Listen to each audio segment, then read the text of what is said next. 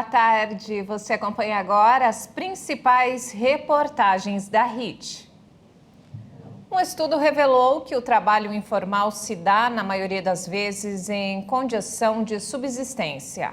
A pesquisa apoiada pela Fundação Arimax traça um panorama da informalidade no Brasil.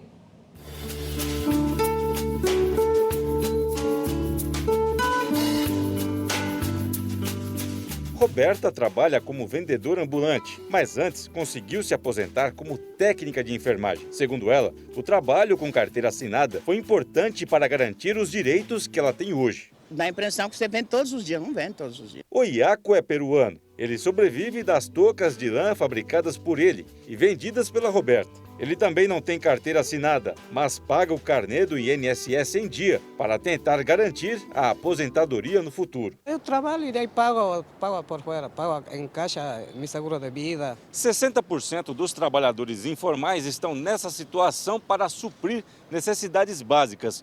Muitos até já trabalharam com carteira assinada, mas hoje, por conta da crise, precisaram buscar outras alternativas para poder garantir uma renda mínima. A gente chama as pessoas que fazem corres, bicos.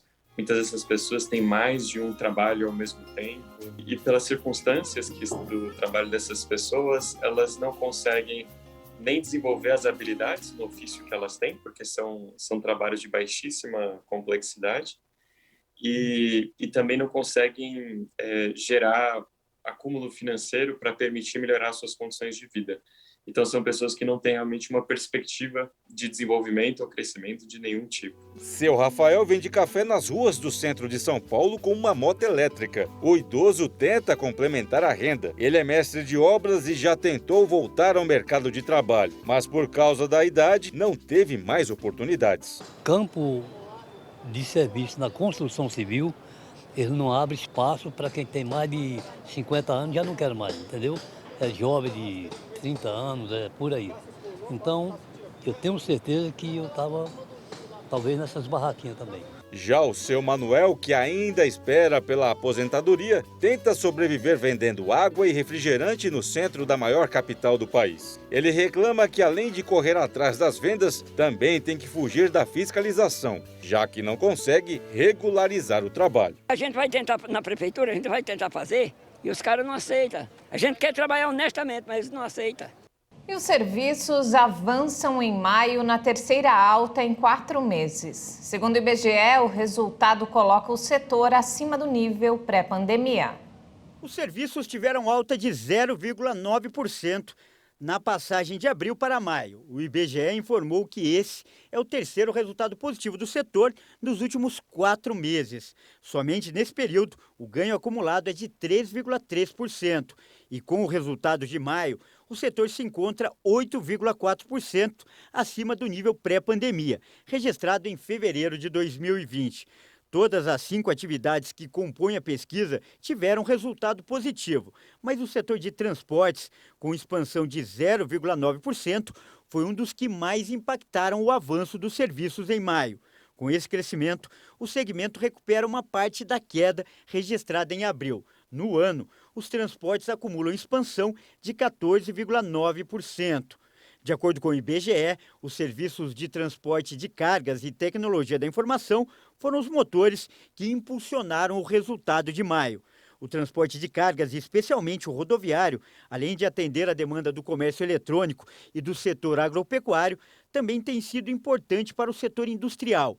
E o transporte de cargas atingiu 1,8%, o ponto mais alto de sua série histórica, iniciada em janeiro de 2011.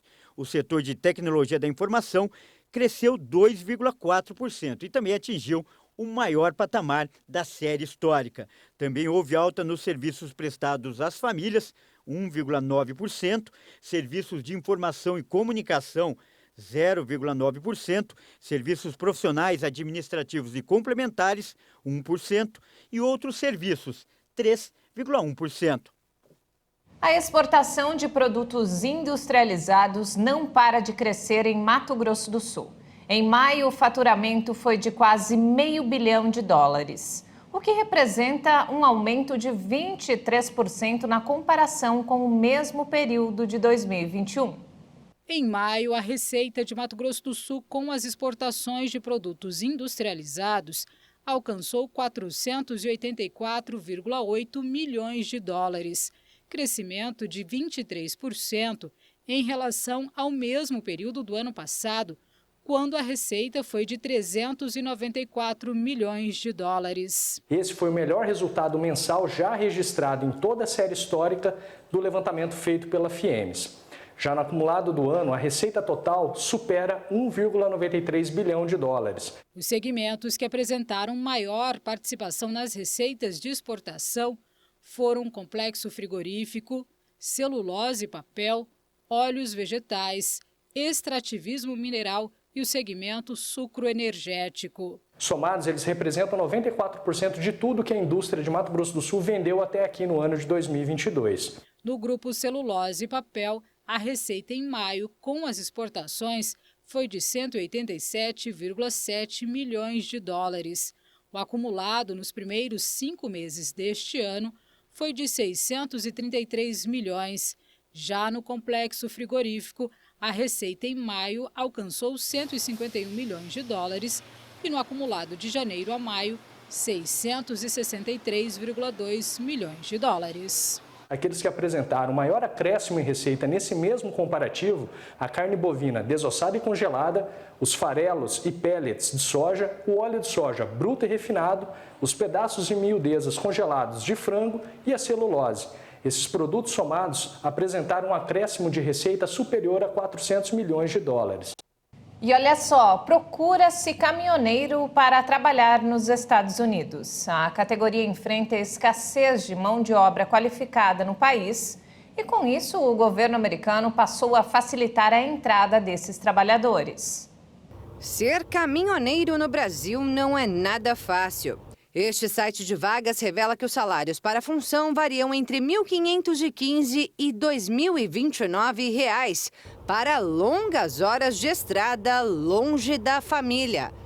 Agora, imagine exercer a mesma profissão nos Estados Unidos, com ganhos de $6 mil por mês, o equivalente a R$ 30 mil. É claro que a profissão por lá também tem seus desafios, especialmente em começo de carreira, como conta Paulo Brum, profissional da área em solo americano há 7 anos. No começo eu tive que ganhar bem pouco, eu ganhava 1.500, 1.900, 1.700, às vezes 1.300, porque eram tipo essas empresas, né? Empresas que te contratam e aí elas te pagam pouco, você não tem experiência, você tem que se submeter, porque as empresas elas fazem muitas exigências, te empurram qualquer tipo de carga e você não pode rejeitar porque você está precisando no começo. Mas hoje Paulo tem o próprio caminhão e com ele acumula ganhos de aproximadamente $10 mil por mês, cerca de R$ 50 mil. Valor que dá ao caminhoneiro, à esposa e aos 2 filhos qualidade de vida morando na Flórida. Uma casa, tudo que eu tenho dentro, né? Assim, por um preço cômodo, né? Que é a questão do preço. E o conforto, uma casa com ar-condicionado rodando 24 horas por dia, 365 dias por ano, né? E assim, você poder sair na rua, ou você poder parar o carro na porta da sua casa e eu conversar com você 3 horas e ninguém vai me incomodar, né? Isso é uma qualidade de vida.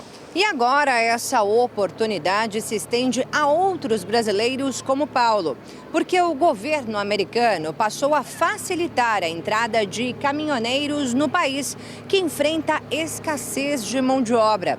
O Departamento do Trabalho e o Departamento da Segurança Interna dos Estados Unidos liberaram 35 mil vistos H-2B para trabalhadores temporários. Uma permissão válida por 3 anos para os profissionais da categoria e a família, desde que os filhos sejam menores de 21 anos. O prazo para entrada com processo desse tipo de visto termina em 30 de setembro, para quem tem interesse a uma das quase 100 mil vagas disponíveis para caminhoneiro no país, de acordo com dados da Associação Local dos Caminhoneiros. E além da experiência em rodagem, o candidato precisa falar inglês. Mas, segundo o advogado licenciado nos Estados Unidos, Alexandre Piquet, outra exigência é ainda mais importante. E o processo dos caminhoneiros é um processo de visto temporário que precisa de uma oferta de trabalho de uma empresa americana. Esta é uma das empresas americanas de recrutamento de caminhoneiros. Entre os anúncios divulgados por ela, pedidos urgentes de motoristas para atuarem principalmente no transporte de itens perecíveis na indústria de alimentos. Uma das áreas que mais tem enfrentado falta de profissionais do ramo, porque além da longa jornada, muitas vezes esses caminhoneiros precisam descarregar os veículos. Como acontecia com Paulo, que concorda que a tarefa é árdua, mas para quem está no Brasil e quer começar uma vida nova lá fora, segundo ele, é uma grande chance. Para tentar uma nova América, sim, com certeza, que foi o que passou comigo.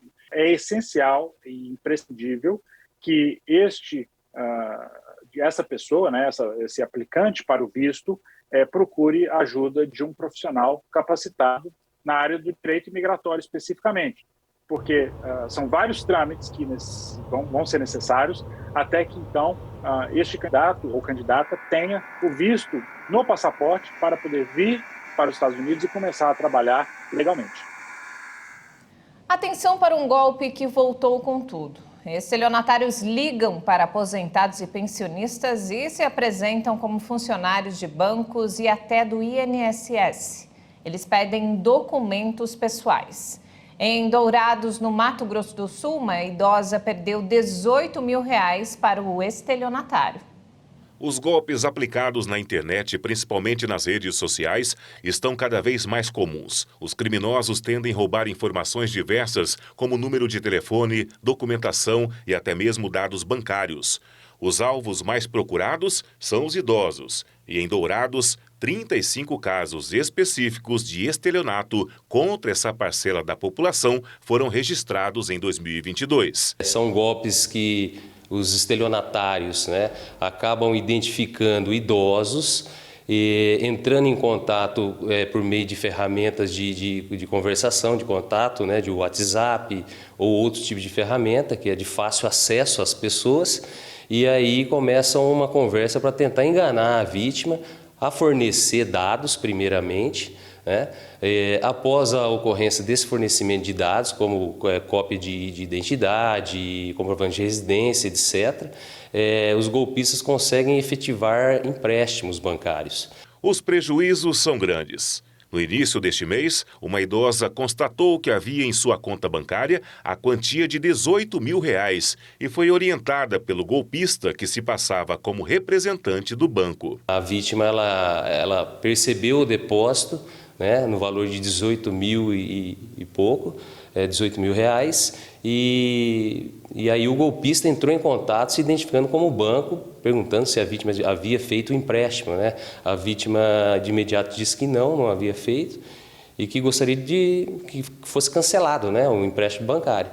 E aí foi a hora que o golpista pediu para que se tornasse o valor do valor depositado, desses 18 mil, para uma conta bancária. Só que essa conta bancária era a conta do golpista. Em outras ocorrências, as vítimas só se deram conta do golpe quando perceberam o valor de empréstimo consignado descontado pela instituição bancária. Nessa modalidade de empréstimo bancário, que o valor já cai direto na conta do golpista. O golpista ele consegue forjar aí uma conta fake, uma conta falsa, com dados, até dados da vítima mesmo, tudo de forma falseada, e o valor já é depositado direto nessa conta. Então a vítima só percebe que vai ser descontado a parcela, ela vai passar a pagar uma parcela do empréstimo que ela não fez. Ela não recebeu nenhum dinheiro, porque o dinheiro já foi direto na conta do golpista. Alguns golpes estão sendo utilizados com mais frequência,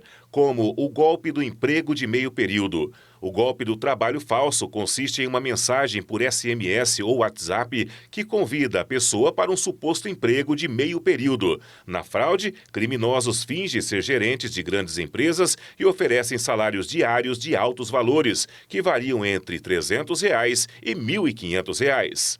golpe do FGTS. Nesse tipo de fraude, o criminoso envia o link malicioso para a vítima, que o direciona para uma página falsa de um site oficial, entre aspas, é claro. Neste site é oferecido um brinde ou promoção. Em alguns casos, a mensagem avisa o usuário que ele tem um valor disponível para saque do FGTS. Em troca, a pessoa precisa cadastrar dados pessoais, como nome e CPF.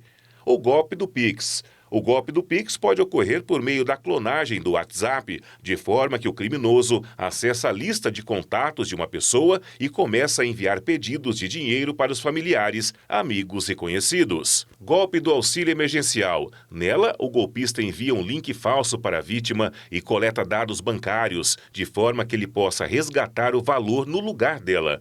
O criminoso pode realizar o pagamento de um boleto no aplicativo do Caixa Tem para receber o dinheiro em outra conta.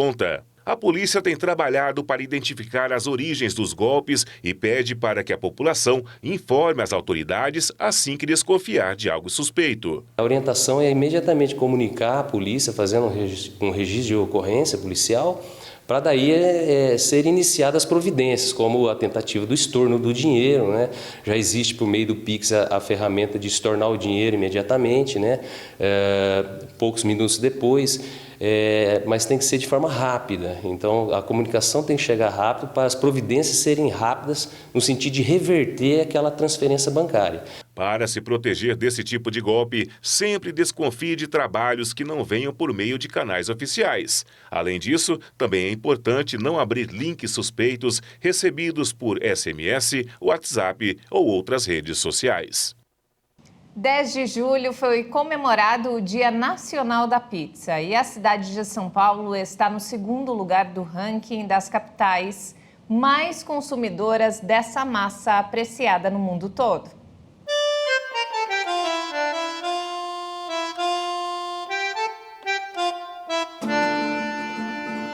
No Brasil, 1 milhão de pizzas são consumidas por dia, segundo informações da Associação de Pizzarias Unidas. Metade delas só aqui em São Paulo, que por isso é considerada a capital nacional da pizza. A cidade também é classificada como a segunda maior consumidora da iguaria em todo o mundo, atrás apenas de Nova York. E esta pizzaria paulistana tem muito a ver com esses números. A família Tarallo, natural de Nápoles, foi uma das responsáveis por trazer o sabor da Itália para cá em 1958. E até hoje, continua contribuindo para o sucesso da pizza por aqui. Foi o italiano Francesco Tarallo que fundou a pizzaria que levaria o nome da esposa, Esperanza. A riqueza histórica e cultural que seria deixada como um legado à família por várias gerações. Brinco que eu não tive um carrinho de brinquedo, eu tive uma massinha de pizza, porque eu nasci dentro de uma pizzaria. Então a família inteira sempre esteve muito envolvido com pizza, com massas, tanto é que a gente foi a primeira casa a trazer a margherita no Brasil.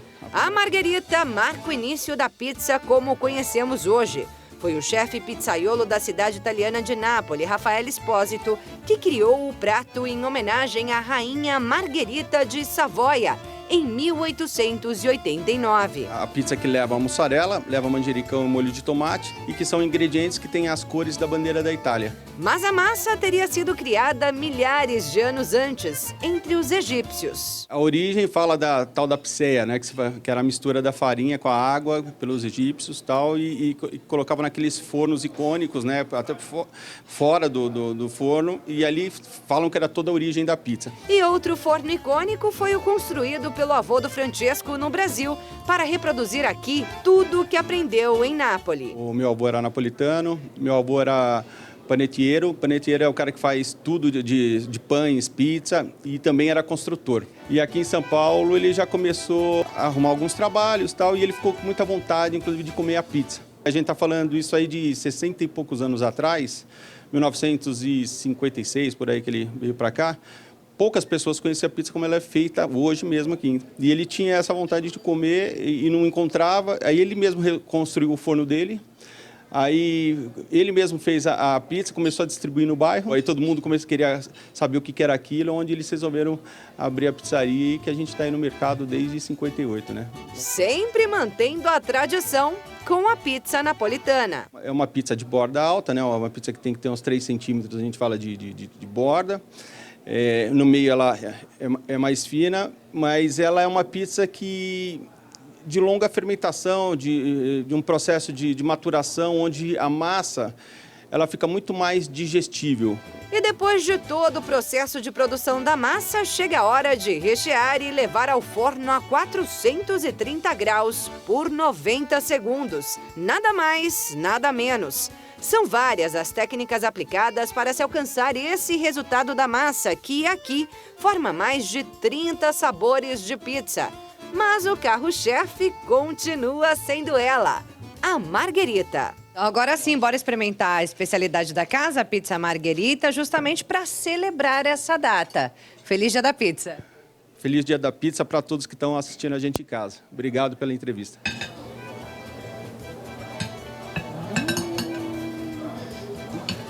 Delícia. Viva! Saúde!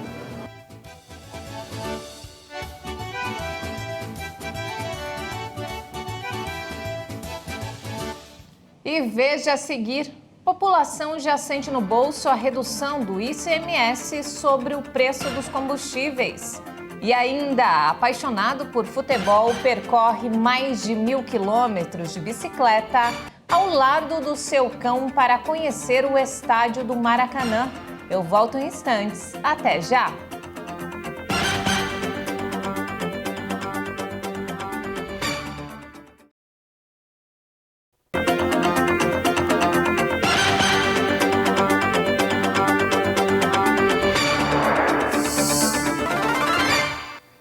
E olha só, com a redução do ICMS, o consumidor já consegue sentir a diferença nas bombas e no bolso. A queda no valor do combustível está perto de R$1 por litro. Esse é o menor valor para o combustível desde outubro do ano passado. R$ 6,15 num lugar, R$ 6,29 em outro. Na maioria dos postos da capital, o preço da gasolina fica nesta variação. Agora está melhorando. Eu abasteço sempre pelo aplicativo e aí a gente vai acumulando vantagens e qualquer desconto hoje é vantagem. Rapaz, deu uma melhorada boa, né? Perto do que estava, mudou bastante já. O consumidor estava calejado de tanto aumento. É 7,18. Agora 6,29 aqui. Compensa muito. Nossa, tá ótimo. A razão para esta queda de preço está na redução dos impostos federais e estaduais. Somada essa redução dos impostos federais mais estadual, já temos uma redução nos preços em torno de 92 centavos. O preço da gasolina e até do etanol vem diminuindo nos últimos dias. Mesmo assim, muita gente ainda está achando o preço alto. Deu uma baixada, né? Mas ainda continua caro. Não chega perto de como estava antes desses aumentos, né? O Tyler é motorista de aplicativo. Tem saudade do tempo em que a gasolina custava em torno de R$4. Em 2019, quando você começou, você gastava quanto por mês de combustível? Cara, eu não tenho certeza. Mais ou menos. Acho que eram R$700 a menos, pelo menos. Acho que uns 1.300. E agora? 2.000. Agora eu gasto 2.000. Agora eu tenho certeza. Em média, assim, né? Tá rodando a mesma coisa? Rodando a mesma coisa. Sobre o diesel é outra história. Ele praticamente sempre custou menos que a gasolina. Agora tá mais caro. Dá uma olhadinha aqui na bomba. Gasolina a R$ 6,29 e diesel R$ 7,29. R$1 mais caro. Com relação ao diesel, a redução será menor, porque nós já temos a pauta, uma das menores do país, 12%. Portanto, haverá uma pequena redução de 2 centavos no litro. E ainda falando sobre o assunto, o consumidor vai poder informar o posto de gasolina que não exibe o valor do preço do combustível cobrado antes e depois da mudança que deixou o preço mais barato. O governo federal divulgou o site para o cliente denunciar o estabelecimento. O Ministério da Justiça e Segurança Pública divulgou um portal para o consumidor denunciar os postos de combustíveis que não exibirem o valor do litro do combustível cobrado no dia 22 de junho e o atual.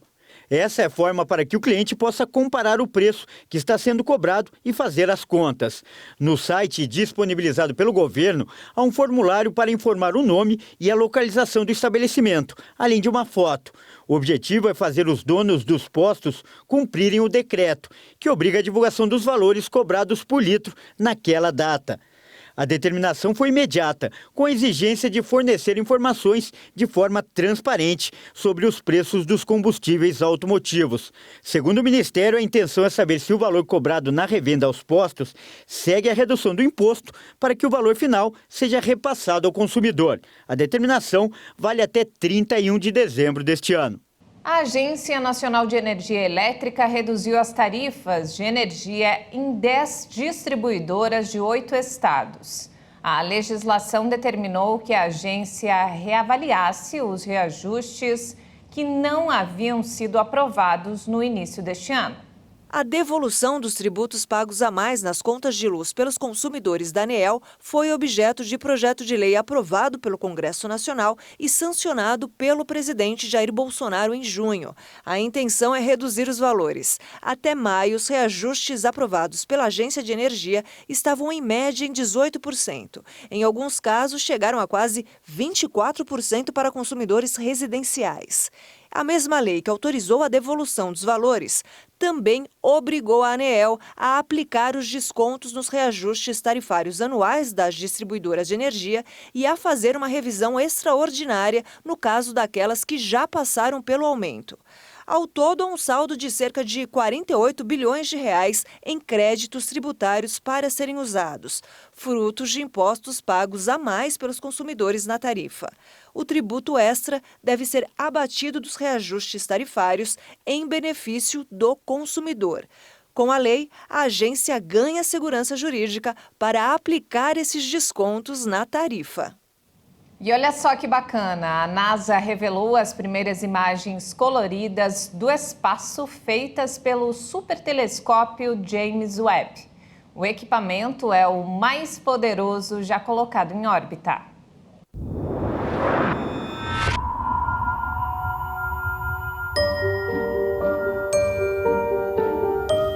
No fundo preto do universo, inúmeros pontinhos coloridos parecem não ser nada, mas são um aglomerado de galáxias conhecido como SMACS 0703, que está situado a 4 bilhões e 600 milhões de anos-luz da Terra.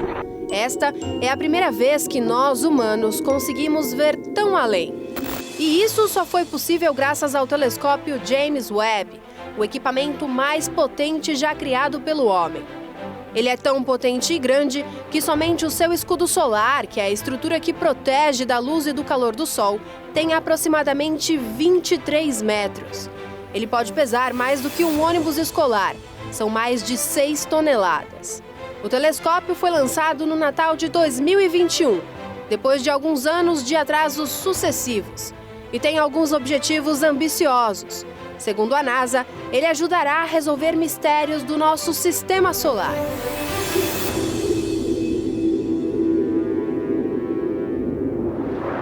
E a grande vantagem deste equipamento tão sofisticado é que ele pode trazer respostas para as questões antigas da humanidade. Por exemplo, como surgiu o universo?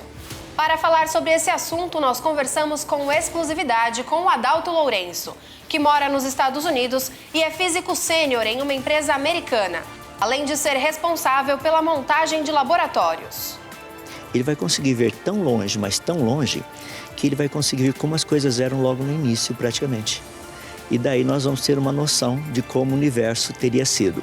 A minha proposta é que o James Webb vai ver são estrelas e galáxias completas, complexas e perfeitamente funcionais. O James Webb irá olhar para mundos extremamente distantes, investigará as origens do nosso universo e poderá até mesmo explorar o potencial de vida em sistemas planetários remotos. O que nós descobrimos que a nossa galáxia é uma entre algumas centenas de bilhões delas. E quando a gente trata de galáxias anãs, aquelas que têm algumas centenas de milhões de estrelas, a nossa tem centenas de bilhões. Então você olha para essas galáxias anãs, existem trilhões delas. O que nós descobrimos é um universo muito mais complexo, muito maior, muito mais de tudo.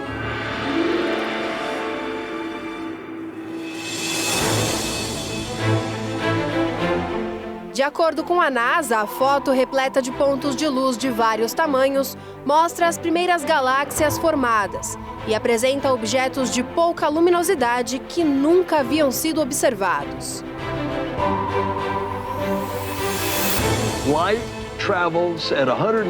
A luz viaja a 186 mil milhas por segundo. E essa luz que vocês estão vendo em uma dessas pequenas manchas tem viajado por mais de 13 bilhões de anos.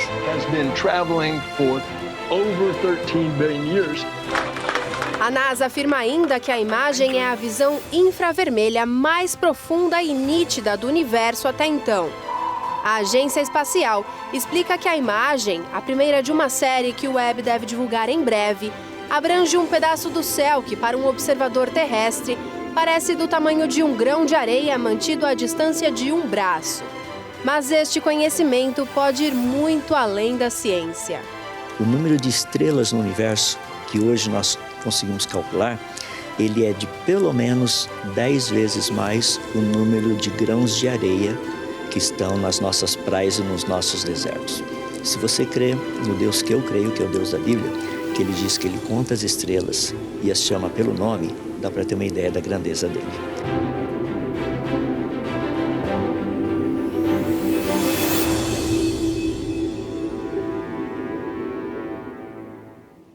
Você vai conhecer agora a história de um fanático por futebol que foi de bicicleta da cidade de Dourados, em Mato Grosso do Sul, até o Rio de Janeiro conhecer o estádio do Maracanã.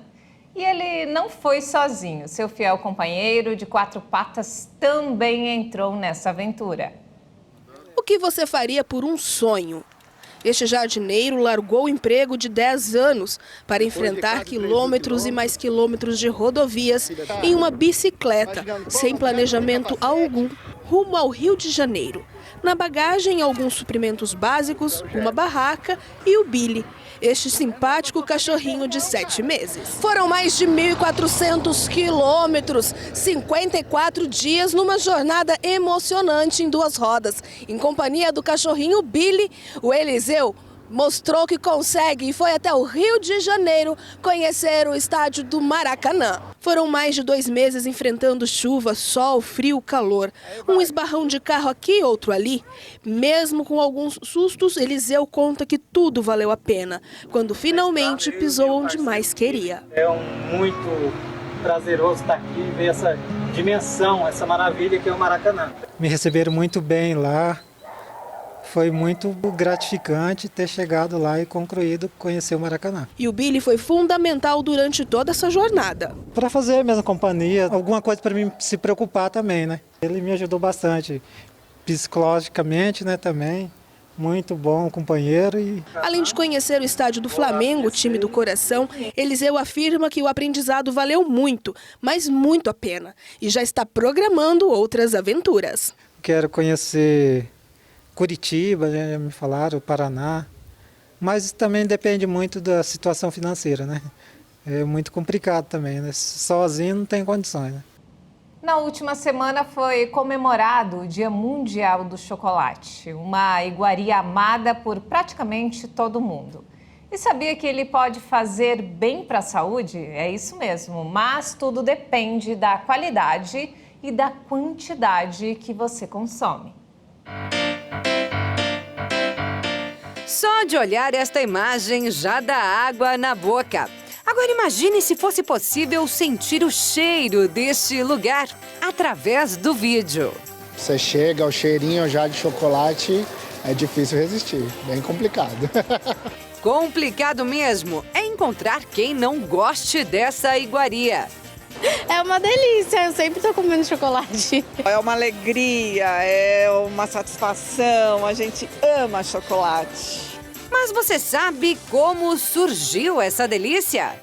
Diz a história que o chocolate foi criado por astecas e maias em meados dos séculos 8 e 9, numa época em que essas eram as civilizações mais desenvolvidas da América. No século XV, ele migrou para a Europa e era visto naquela época como um item de ostentação da realeza.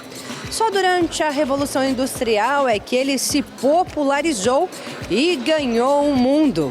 E hoje, aqui, o chocolate é feito em 12 etapas que nós vamos mostrar agora, direto da fábrica. Primeiro de tudo tem que colher o cacau, né? O cacau é um fruto e para fazer o chocolate a gente usa as sementes do cacau.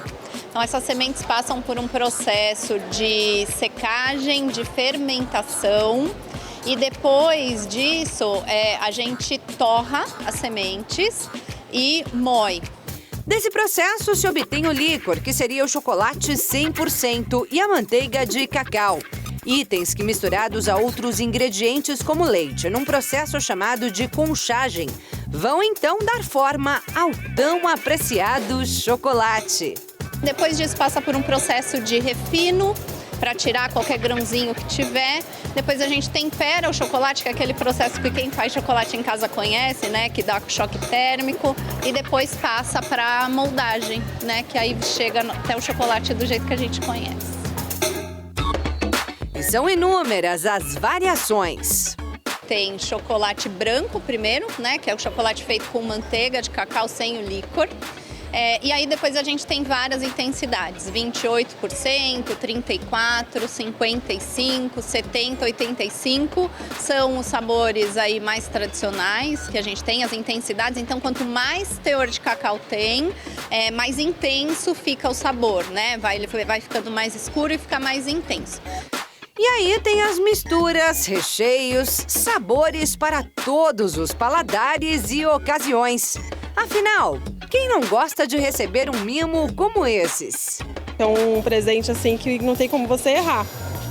E para todas as ocasiões, aniversário, datas de namoro, casamento, enfim, eu acho que é uma ótima pedida, porque não tem erro, né?